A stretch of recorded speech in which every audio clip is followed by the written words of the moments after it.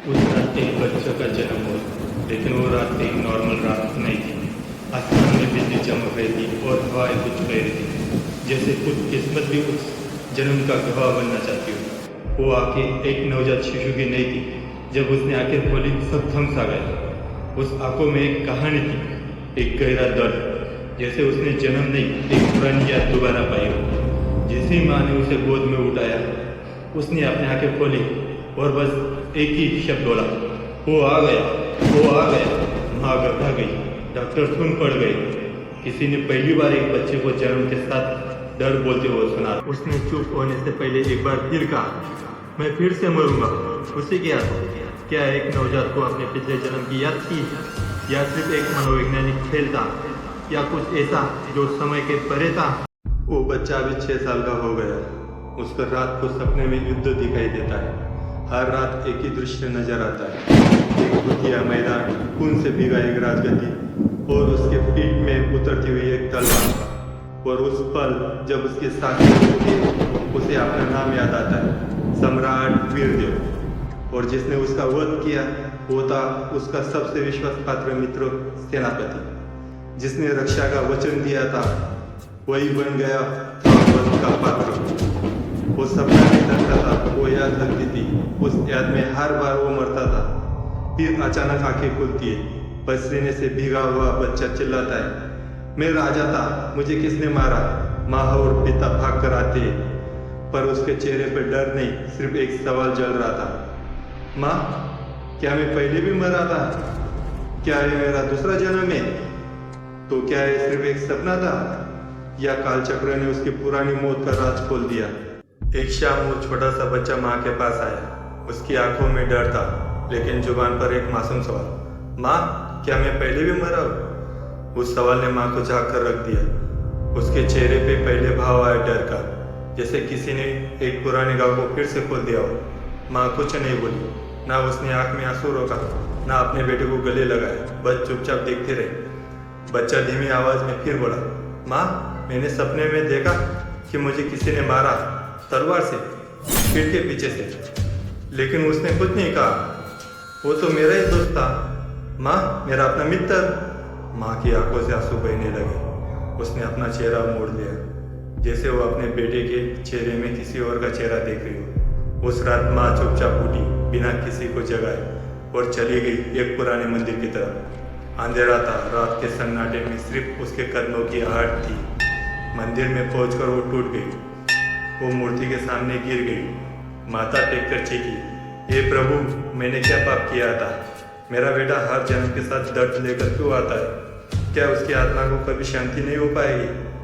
माँ ने आंखें बंद कर ली और सिर्फ एक बात बोली, मैंने अपने बच्चे को इस जन्म में बचा लूंगी, चाहे मुझे पूरी दुनिया से लड़ना पड़े। गांव के पास एक घना जंगल था। उस जंगल के बीच एक छोटी सी झोपड़ी थी, जहाँ एक साधु सालों से तपस्या कर रहा था। लोग कहते ये साधु सब कुछ जानता है, जन्म मृत्यु कर्म पुनर्जन्म सब। एक दिन माँ अपने बेटे को लेकर उसके पास गई। साधु ने उस लड़के को देखा और आंखें बंद करके बोला, ये उसका पहला जन्म नहीं, ये तीसरी बार जन्म है। माँ रो पड़ी, मेरे बच्चे ने क्या पाप किया है? साधु बोला, पाप नहीं, इसका कर्म अधूरा है। पिछले जन्म में इसने एक कसम खाई थी, जब तक विश्वासघात का बदला पूरा ना हो तब तक इसका कालचक्र घूमता रहेगा। माँ का बदन कांप गया। उसका बेटा एक पुरानी कसम के जाल में बंध चुका था और उसे खुद नहीं पता था वो किस दर्द को लेकर पैदा हुआ है। उस रात उसे फिर से सपना दिखाई देता है। सपने में उसके सामने अंधेरा था, लेकिन अंधेरे के उस पार कुछ चेहरा, कुछ यादें धुंधली सी चमक रही थी। सपने में पहला जन्म की एक झलक दिखाई देती। वो एक युवराज था जिसका मित्र ही उसका गद्दार निकला। राजगद्दी के लिए उसने पीठ में छुरा घोंपा। फिर दूसरा जन्म, जहाँ वो एक तपस्वी था और गुरु के रूप में आया एक व्यक्ति जिसने धर्म के नाम पर दिया विष, और चेहरे पर था वही मुस्कान। और अब तीसरा जन्म, वो लड़का अभी तक अनजान है, पर उसके आसपास एक चेहरा बार बार आ रहा है, वही आंखें, वही मुस्कान, वही विश्वासघात। उसकी आँख नींद खुल गई, पसीने से भीगा हुआ उसकी आत्मा उसे उसका सच दिखाने लगी। अब सवाल है, क्या इस जन्म में उसका बदला पूरा होगा? देखते रहिए। उसने देख के पहचान लिया था, वही आंखें, वही चेहरा, वही मुस्कान जो हर जन्म में उसकी मौत का कारण बना। लेकिन इस बार वो डर के पीछे नहीं छुपा। वो उसके सामने जाकर बोला, या तो तू मरेगा या मैं। दुश्मन मुस्कुराया, जैसे सब याद हो उसे भी। उसने कहा, मैं तुझे हर जन्म में मारता हूँ और हर बार तू वापस आता है। क्या तुझे कभी शांति नहीं मिलती?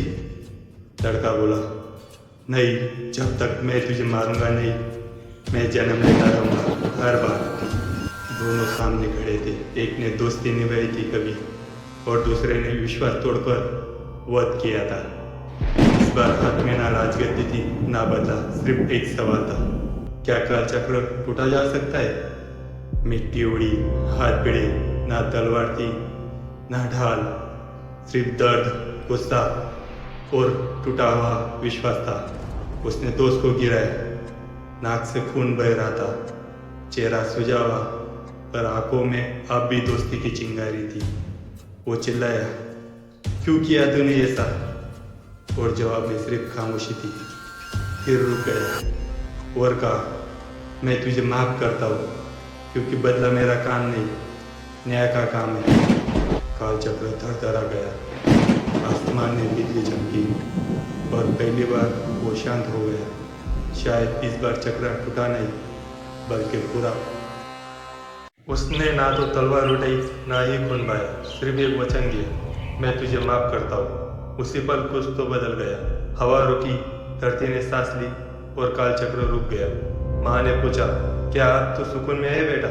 उसने सिर्फ मुस्कुरा के कहा, मुझे याद नहीं माँ, लेकिन अब दर्द नहीं होता।